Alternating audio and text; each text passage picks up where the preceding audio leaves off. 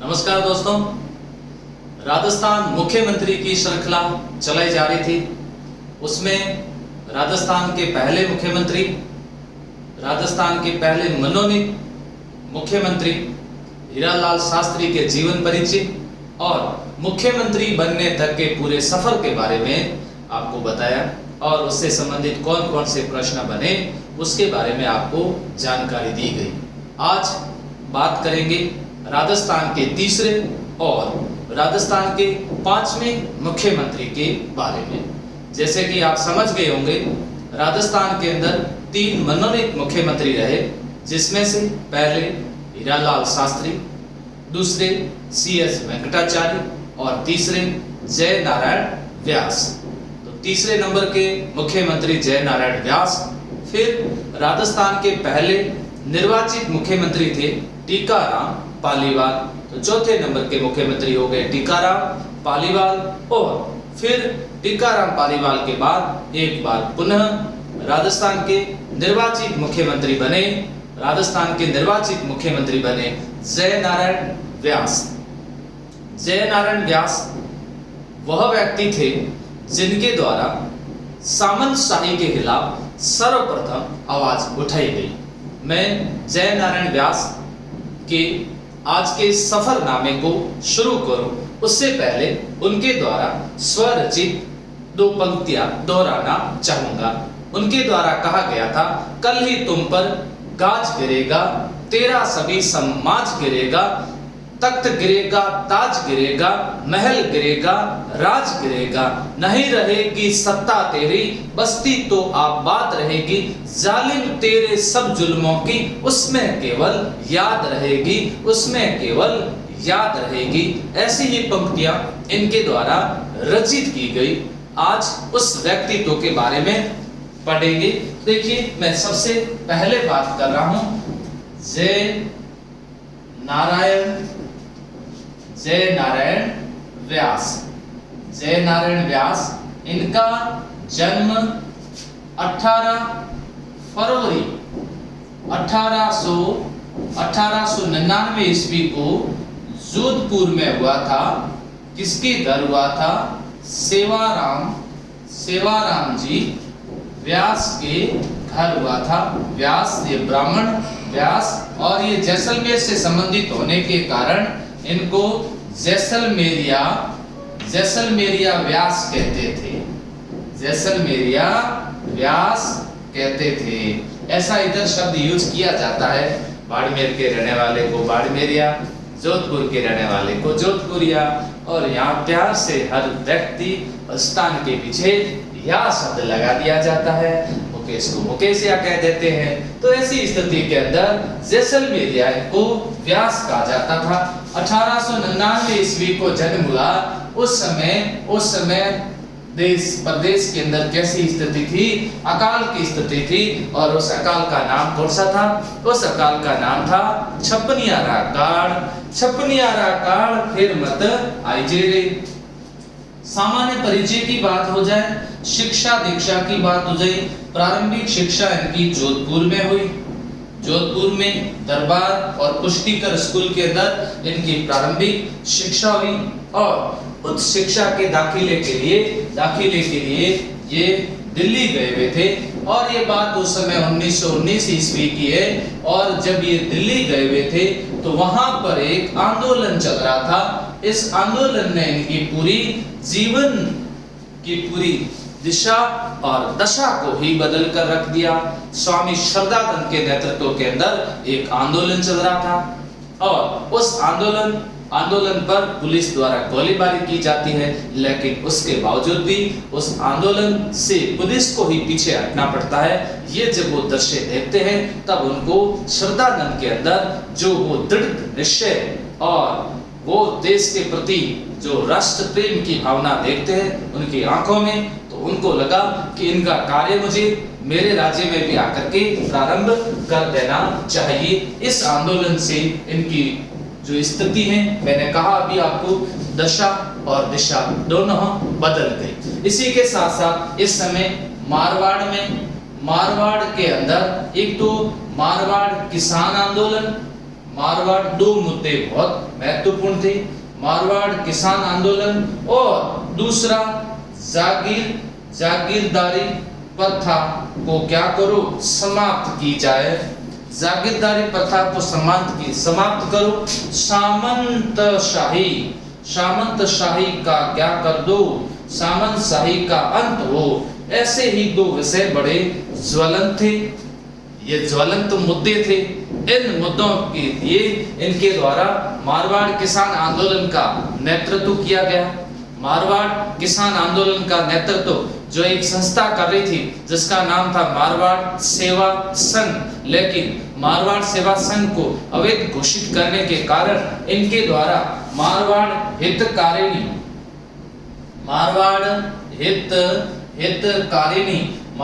हितकारिणी सभा का गठन किया गया और मारवाड़ हितकारिणी सभा 1923-24 को मारवाड़ हितकारिणी सभा स्थापित हो गई। मारवाड़ हितकारिणी सभा के संस्थापक कौन थे? मारवाड़ हितकारिणी सभा के संस्थापक थे जय नारायण व्यास थे। जय नारायण व्यास द्वारा यह संस्था गठित कर दी जाती है और इसके खिलाफ आंदोलन शुरू किया जाता है। प्रश्न बहुत अच्छा सा एक प्रश्न बता देता हूं और वो प्रश्न यह है कि राजस्थान के अंदर, ध्यान समझना, राजस्थान के अंदर सामंतशाही के खिलाफ आवाज उठाने वाला पहला व्यक्ति कौन था? जय नारायण व्यास था। सामंतशाही का मतलब यहाँ जागीरदारी प्रथाओं से था और इन जागीरदारों और इन ठाकुरों और इन राजाओं के खिलाफ आवाज उठाने वाला पहला व्यक्ति अगर कोई था तो जिसका नाम था जय नारायण व्यास था। देखिए 18 फरवरी 1899 को इनका जन्म होता है जोधपुर में, सेवाराम जी के घर इनका जन्म होता है। जैसलमेरिया इनको व्यास कहते हैं। प्रारंभिक शिक्षा दीक्षा इनकी जोधपुर में हुई। जब उच्च शिक्षा के लिए दिल्ली गए तो वहां पर हो रहे आंदोलन का इनके ऊपर विशेष रूप से प्रभाव पड़ा। इस समय मारवाड़ के अंदर किसान आंदोलन और जागीरदारी प्रथा जैसे कई मुद्दे इस समय प्रमुख थे। इसी दृष्टि को देखते हुए इनके द्वारा मारवाड़ हितकारिणी सभा का गठन किया गया। मारवाड़ हितकारिणी सभा का इनके द्वारा गठन किया गया। जीवन का अब देखते हैं कि इनका सफरनामा किस तरह से चला था, किस तरह से इनके द्वारा स्वतंत्रता संग्राम में भाग लिया गया और राजस्थान के 2 बार मुख्यमंत्री बने।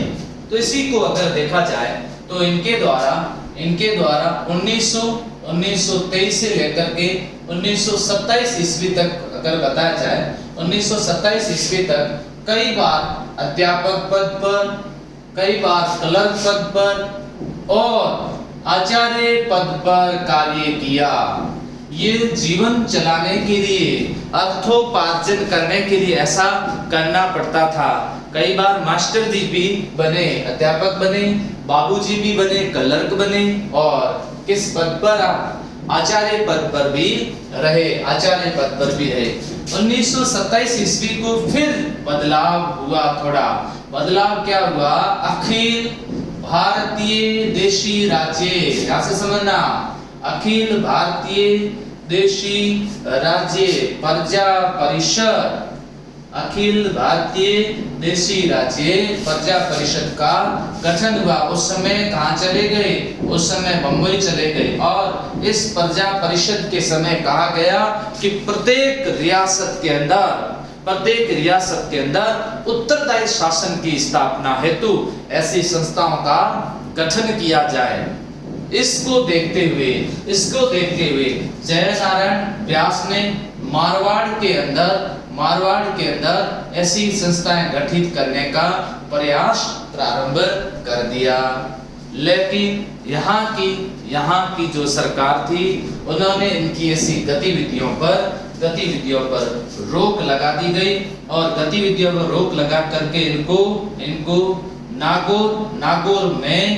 नागौर के अंदर नजरबंद कर दिया गया और इनको 10 नंबरी घोषित कर दिया गया। 10 नंबरी घोषित कर दिया गया। अब आपके मन में एक प्रश्न बना होगा और वो ये है कि 10 नंबरी सर क्या होता था? देखिए थानों के अंदर जितने भी थाने होते थे, थानों में एक रजिस्टर होता था 10 नंबर का। वो रजिस्टर का नंबर क्या होता था? 10 नंबर। उस रजिस्टर के अंदर अगर किसी का नाम दर्ज हो जाता था तो उसे 10 नंबरी कहते थे। उस रजिस्टर में अगर किसी का नाम दर्ज हो जाता था तो उसे 10 नंबरी कहते थे। इस 10 नंबरी रजिस्टर में नाम दर्ज होने पर थानों में हाजिरी देना अनिवार्य होता था। थानों में रात बितानी पड़ती थी। किसी प्रकार की यात्रा नहीं कर सकते थे बिना अनुमति के, और कोई भी गतिविधि का संचालन नहीं कर सकते थे। इस दरमियान थोड़ा देश की राजनीतिक जो परिस्थितियां थी उसमें बदलाव हुआ और गांधी इरविन समझौता हो गया। और गांधी इरविन जब गांधी इरविन समझौता हुआ, इस समझौते के तहत गांधी इरविन समझौता हो गया और 5 मार्च 1931 गांधी इरविन समझौता तत्कालीन वायसराय लॉर्ड इरविन और महात्मा गांधी के बीच समझौता हो गया, जिसके तहत समस्त राजनीतिक जो बंदी थे उनको रिहा किया जाने एक इसमें शर्त थी, जिसके तहत जयनारायण व्यास को रिहा कर दिया गया। एक बार पुनः जेल से रिहा हो चुके हैं। तो यहाँ अखिल भारतीय देशी राज्य प्रजा परिषद का प्रश्न है। सन याद रखना 27, स्थान याद रखना मुंबई, और इनको कहाँ नजरबंद किया गया था? इस गतिविधि को शुरू करने पर नागौर में कितने नंबरी घोषित किया गया? 10 नंबरी। इनको 10 नंबरी। और उसके बाद गांधी इरविन समझौता कब हुआ? और गांधी इरविन समझौते के तहत राजनीतिक बंदियों को रिहा करने का निर्णय लिया गया। शुरुआत में ही मैं आपको थोड़ी सी जानकारी और दे दूं, शुरू से ही इनके द्वारा सामाजिक कार्य भी किए जाते थे अपने समाज के अंदर। पुष्करना समाज के अंदर भी जो सामाजिक कार्य किए जाते थे, इसको देखते हुए इन्होंने 1917-18 को नवयुवक पुष्करना मंडल की स्थापना की थी। नवयुवक पुष्करना मंडल इनके द्वारा स्थापित किया गया था। ये एक इनके स्वयं सेवक दल था इनका खुद का, और जब भी कोई सामाजिक कार्यक्रम होता था तो उस समय ये लोग चले जाते थे और उसमें सहयोग करते थे। तो ऐसे इनके अंदर लोगों के सहयोग करने की भावनाएं शुरू से ही थी। आर्थिक शोषण के शुरू से ही ये लोग ये खिलाफ थे, आर्थिक हो चाहे वो सामाजिक हो, उसके खिलाफ थे। और अब देश में एक बार पुनः परिस्थितियां बदल रही हैं, और इस बदलती हुई परिस्थितियों को देखते हुए देखिए 1931 का समय हो चुका है, फिर ये रिहा हो चुके हैं। रिहा होने के बाद में मारवाड़ प्रजा मंडल कब? 1934 ईस्वी। भंवरलाल सर्राफ को इसका अध्यक्ष बना दिया जाता है, और भंवरलाल सर्राफ के अध्यक्षता के अंदर मारवाड़ प्रजा मंडल का गठन हो जाता है। मारवाड़ प्रजा मंडल के गठन और मारवाड़ प्रजा मंडल को गैर कानूनी घोषित करने के बाद मारवाड़ लोक परिषद का गठन किया जाता है। मारवाड़ लोक परिषद कब बनती है? 1938 के अंदर रणछोड़ दास गट्टानी, अभयमल जैन के नेतृत्व के अंदर मारवाड़ लोक परिषद का गठन किया जाता है। मारवाड़ लोक परिषद गठित हो जाती है। तो यहाँ 2 सन आप याद रखना, मारवाड़ प्रजा मंडल और मारवाड़ लोक परिषद। मारवाड़ प्रजा मंडल और मारवाड़ लोक परिषद इस समय याद रखना।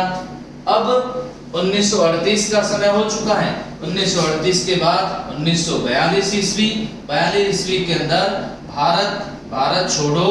भारत छोड़ो आंदोलन, 42 ईस्वी भारत छोड़ो आंदोलन। भारत छोड़ो आंदोलन के तहत कई राजनीतिक रूप से सक्रिय या स्वतंत्रता संग्राम में भाग लेने वाले स्वतंत्रता सेनानियों को गिरफ्तार किया गया। जयनारायण व्यास को नजरबंद करके सिवाना दुर्ग के अंदर रखा गया। तो यहाँ भारत छोड़ो आंदोलन के दरमियान इन्होंने भाग लिया। 1942 आंदोलन कौन सा चला था? भारत छोड़ो आंदोलन।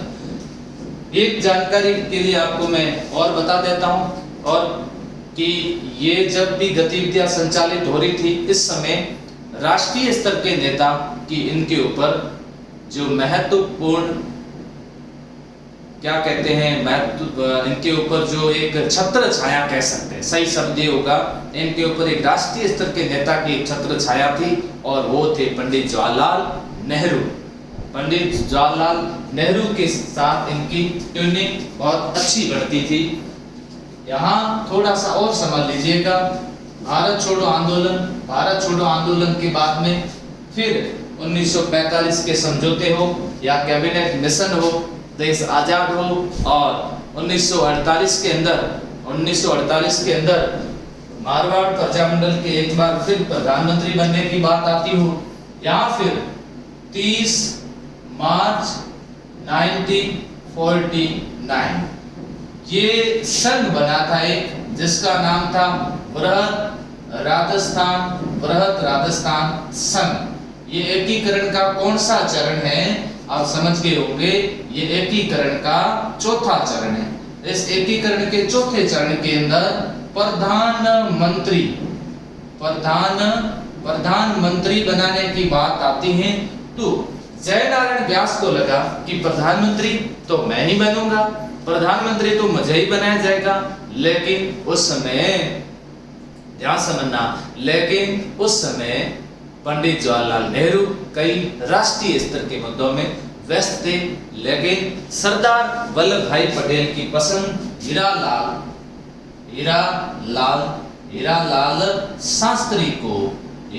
शास्त्री को बना दिया गया। क्या? बृहत राजस्थान संघ का प्रधानमंत्री बना दिया गया। हीरालाल शास्त्री बृहत राजस्थान संघ के प्रधानमंत्री बना दिए गए। हीरालाल शास्त्री राजस्थान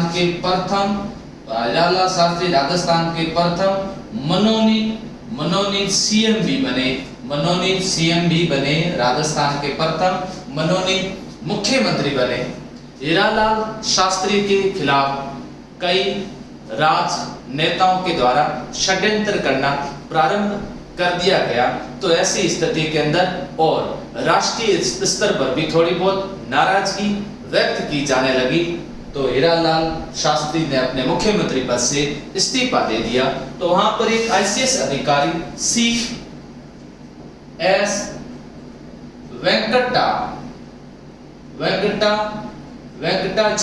वेंकटाचारी को राजस्थान के दूसरे मनोनीत सीएम की पद की शपथ दिला दी गई। लेकिन कुछ समय बाद 26 अप्रैल और 1951 ईस्वी को जयनारायण व्यास राजस्थान के सीएम पद की शपथ लेते हैं और ये राजस्थान के तीसरे मनोनीत मुख्यमंत्री थे। राजस्थान में 3 मनोनीत मुख्यमंत्री हुए। प्रथम मनोनीत मुख्यमंत्री हीरालाल शास्त्री, दूसरे मनोनीत मुख्यमंत्री CH वेंकटाचारी और तीसरे मनोनीत मुख्यमंत्री जयनारायण व्यास एक ऐसे मुख्यमंत्री थे जो एक बार मनोनीत और एक बार कैसे थे? एक बार निर्वाचित थे। अब प्रश्न समझ लेना, राजस्थान के पहले निर्वाचित मुख्यमंत्री कौन थे? राजस्थान के पहले निर्वाचित मुख्यमंत्री थे टीकाराम पालीवाल। राजस्थान के पहले निर्वाचित मुख्यमंत्री टीकाराम पालीवाल थे। यहां समझ लीजिएगा,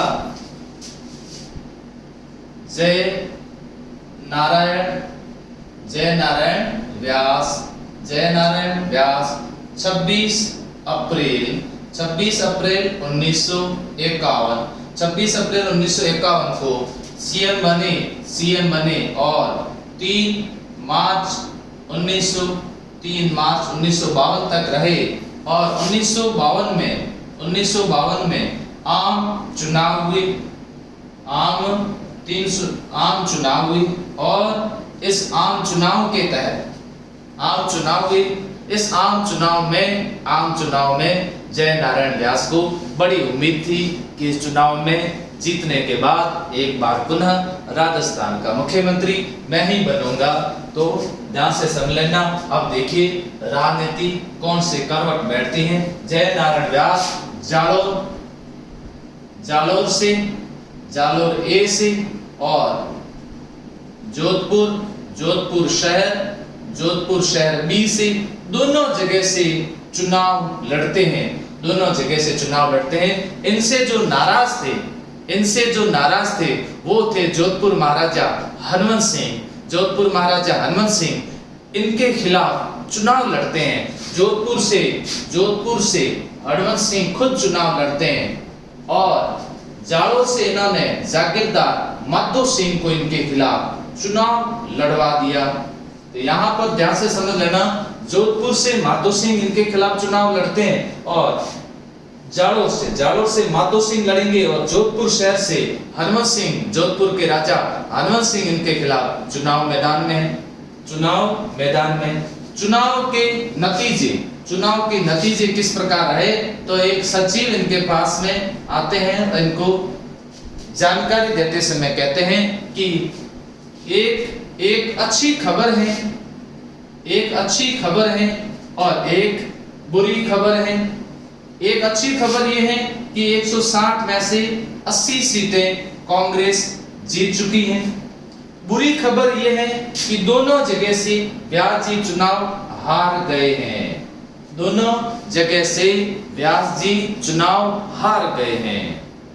व्यास जी को लगा कि अब तो सपना ही रह जाएगा।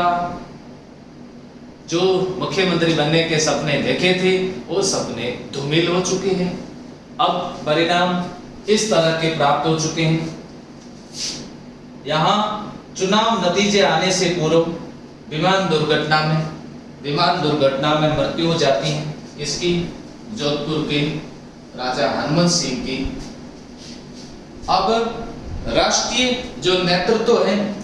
नेतृत्व ये चाहता है कि कौन मुख्यमंत्री बने। चुनाव हारने के बाद किसी को मुख्यमंत्री पद की शपथ दिलानी थी, तो मुख्यमंत्री पद की शपथ किसको दिला दी गई? टीकाराम जी पालीवाल को दिला दी गई। अब टीकाराम जी पालीवाल राजस्थान के पहले निर्वाचित मुख्यमंत्री थे। टीकाराम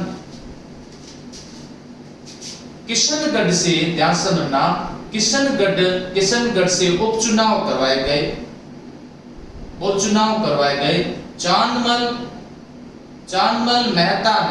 चांदमल मेहता ने इनके लिए सीट छोड़ दी गई और यहाँ से उपचुनाव हुए।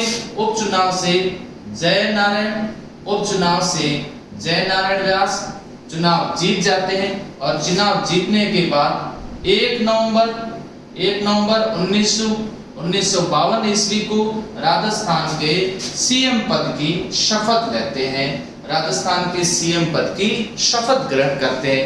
तो ये राजस्थान के कौन से, जब ये चुनाव जीत जाते हैं तो टीकाराम जी तो वैसे ये हारने के कारण ही तो बने थे। टीकाराम जी पद से त्याग पत्र दे देते हैं और ये जीत जाते हैं, चुनाव जीत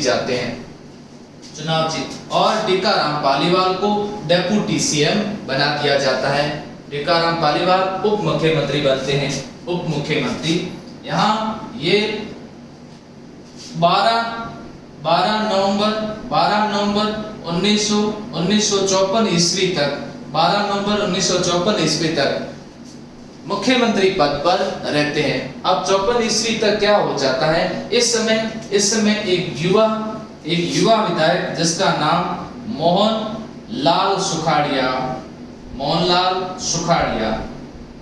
युवा विधायक जिसका नाम मोहनलाल सुखाड़िया, जिसके पक्ष में ज्यादा हो जाते हैं, और खास करके इनके ही मित्र जिसका नाम था माणिक्यलाल वर्मा, वो मथुरादास माथुर, ये भी इनके खिलाफ हो जाते हैं। और इनके खिलाफ होने के बाद इनके द्वारा विधायक दल की बैठक बुलाई जाती है, और विधायक दल की बैठक में मोहनलाल सुखाड़िया विजयी हो जाते हैं। जो मत होते हैं उसमें विजयी हो जाते हैं। विजयी होने पर जयनारायण व्यास को अपने पद से इस्तीफा देना पड़ता है। जयनारायण व्यास, देखिए राजनीति कितनी उलझी हुई होती है। इस उलझी हुई राजनीति में एक बार जो खास घनिष्ठ मित्र हुआ करते थे, वे घनिष्ठ मित्र भी अब बदल चुके हैं। तब जयनारायण व्यास के द्वारा कहा जाता है, जयनारायण व्यास के द्वारा कहा जाता है कि मुझे तो अपनों ने लुटा, गैरों में कहाँ दम था, मेरी तो किश्ती वहां डूबी जहां पानी कम था। जयनारायण व्यास के द्वारा कहा जाता है कि मैंने अपने ही हाथों से अपनी चिता जलाई, मैंने अपने ही हाथों से अपनी चिता जलाई, जिसकी लपटें देख कर मैं हंसता तू क्यों रोता भाई, मैं हंसता तू क्यों रोता भाई। तो यहाँ पर चुनाव हार चुके हैं। चुनाव हारने के बाद में इन्होंने अपनी गतिविधि का केंद्र, ये गांव था जिसका नाम था सांकड़ा गांव, सांकड़ा गांव को अपनी गतिविधि का केंद्र बना दिया गया। 1960 ईस्वी को राज्यसभा के सदस्य चुने गए। 14 मार्च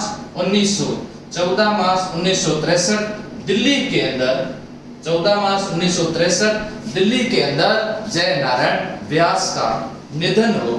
दिल्ली के अंदर जयनारायण व्यास का निधन हो गया। अब देखिए इनसे संबंधित और कौन-कौन से प्रश्न पूछे जा सकते हैं, जिन प्रश्नों को आप याद रखिएगा। मैं इनसे संबंधित जितने भी प्रश्न बनते हैं प्रतियोगी परीक्षाओं की दृष्टि से सभी आपको बता देता हूं। एक तो याद रखना, इनके उपनाम पूछे जाते हैं। उपनाम कौन-कौन से? लोकनायक पूछ लेंगे, शेर ए राजस्थान प्रश्न पूछा जा सकता है। अक्कड़ का कक्कड़ पूछा जा सकता है। धुन का धनी, लकीर का फकीर, ये प्रश्न पूछे जा सकते हैं। ये इनके उपनाम से संबंधित प्रश्न। फिर सामंत शाही के खिलाफ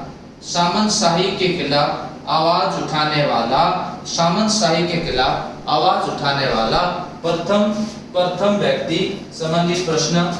1927 ईस्वी नवीन राजस्थान जो समाचार पत्र था उसकी प्रधान संपादक रहे, यह भी प्रश्न पूछा जा सकता है। प्रधान संपादक रहे। देखिए ऐसे प्रश्न। मारवाड़ में उत्तरदायी शासन क्यों, ये इनके द्वारा लिखी एक पुस्तक थी, याद रखना। इनके द्वारा लिखी गई एक पुस्तक थी। इनके द्वारा गीत सुन, भूखे की हड्डी,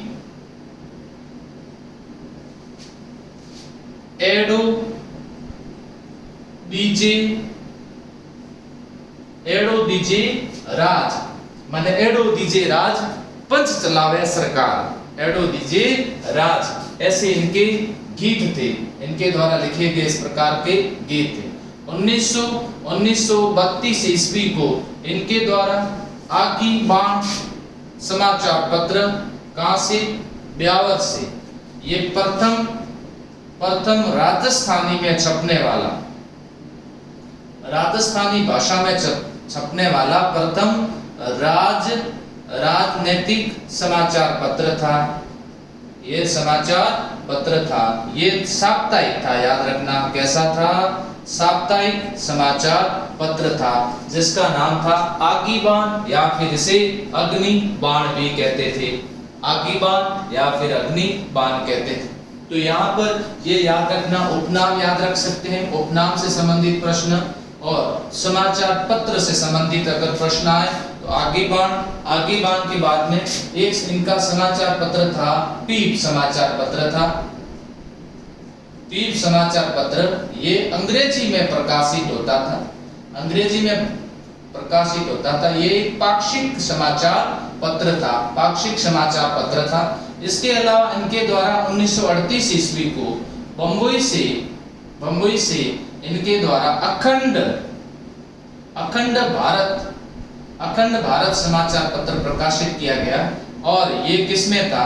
ये हिंदी में था, और ये दैनिक समाचार पत्र था, ये हिंदी में था तथा ये दैनिक समाचार पत्र था। अखंड इनके द्वारा, पीप इनके द्वारा, और आगी बाण। और नवीन राजस्थान के प्रधान क्या रहे? नवीन राजस्थान के प्रधान संपादक रहे। प्रांतीय कांग्रेस के भी इनको अध्यक्ष पद का दायित्व दिया गया था, लेकिन वो मोहनलाल सुखाड़िया उस समय थे, राजस्थान के मुख्यमंत्री थे, उस समय इनको दिया गया था।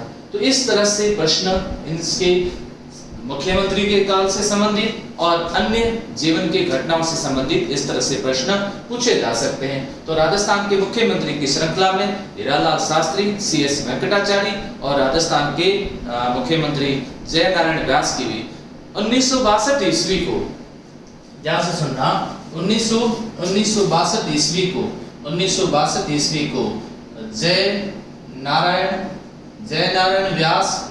जयनारायण व्यास विश्वविद्यालय की स्थापना की गई है। 1962 ईस्वी को जयनारायण व्यास विश्वविद्यालय की स्थापना की गई है। इसी के साथ ये मुख्यमंत्री की श्रृंखलाओं की कड़ी भी चलती रहेगी। राजस्थान जिला दर्शन श्रृंखला भी कड़ी भी साथ में चलती रहेगी। 9 बजे टेस्ट की श्रृंखला भी चलती रहेगी। टेलीग्राम के माध्यम से आपको सारी जानकारी उपलब्ध करवा दी जाएगी। आप लोग सब जुड़े रहें, प्यार और स्नेह आप लोगों का बना रहे। Thank you.